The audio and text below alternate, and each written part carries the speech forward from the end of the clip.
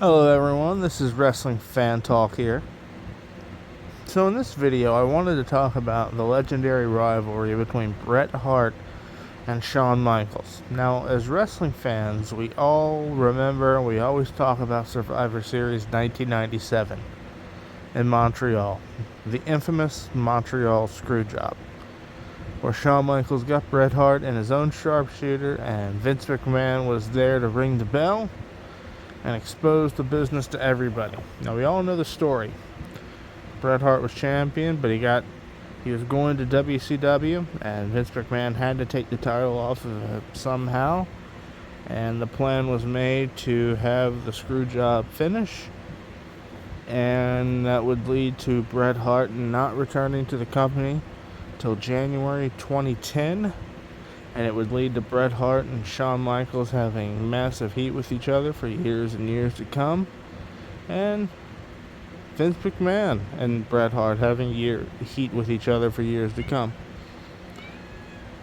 But in this video, I wanted to talk about the first big singles match against each other. Survivor Series 1992. This was a back and forth classic professional wrestling match for what was then known as the WWF Championship, now known as the WWE Championship. Now, the storyline going into this match for Survivor Series 1992, which I find to be a fantastic top-to-bottom pay-per-view, and I would go recommend watching, the storyline was fairly simple, but really effective. Now, much earlier in the year, Shawn Michaels went heel. It was the infamous barbershop segment with Marty Jannetty, where he threw Marty Jannetty through the glass window. And that would launch Shawn Michaels' solo singles career. He would team with the legendary Sensational Sherry as his manager / valet, and they would work together that year as an effective pairing, helping to get Shawn Michaels over. Now, fast forward to SummerSlam 1992, Bret Hart was the Intercontinental Champion, and they were at Wembley Stadium that year. And in the main event, he faced British Bulldog.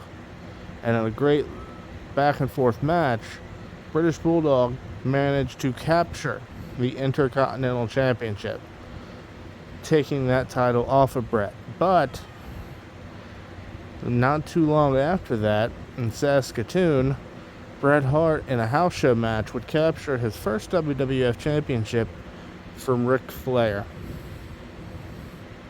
marking his first time as champion, and quite frankly what I think is an underrated title run. I think it could have been a much better title run, but that's a different video for a different day.